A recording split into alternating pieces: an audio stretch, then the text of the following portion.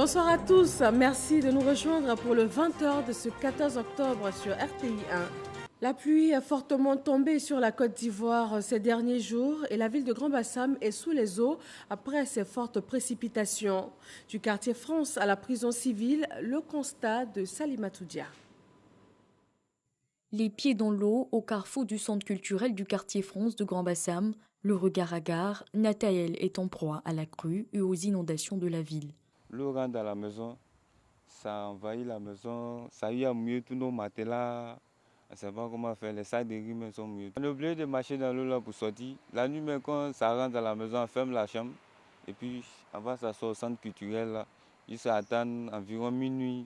Minuit, ça descend et puis on revient. Quand du matin, 6 heures comme ça remonte encore. L'eau qui est là, ça peut provoquer les pieds d'athlètes souvent. On ne sait pas ce qui se trouve dans l'eau aussi.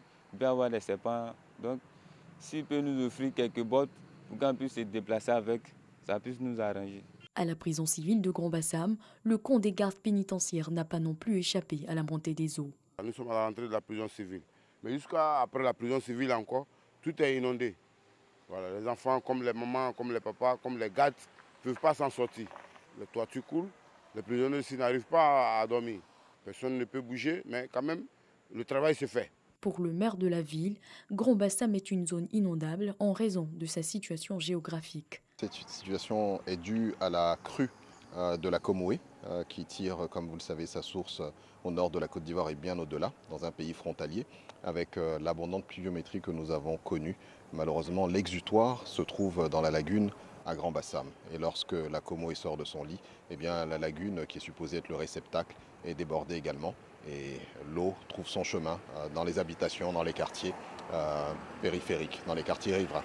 Pour prévenir la situation qui prévaut dans les quartiers Odo, Phare, Petit Paris, France ou encore Mousseau, il y a lieu d'ouvrir l'embouchure, selon Jean-Louis Moulot. L'ensemble des canaux et caniveaux de la ville de Grand-Bassam ont été curés.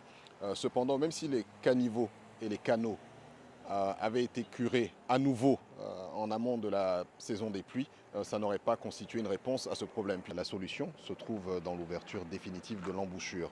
C'est un projet que nous suivons bien évidemment auprès des autorités gouvernementales concernées. Il nous a été indiqué que l'appel d'offres a été fructueux. Une entreprise s'est vue attribuer le marché et nous espérons un début des travaux au premier trimestre de l'année 2020. Les familles sinistrées avaient récemment reçu des dons d'une valeur de 16 millions de francs CFA du ministère de la Solidarité en vue de soutenir les efforts des autorités locales.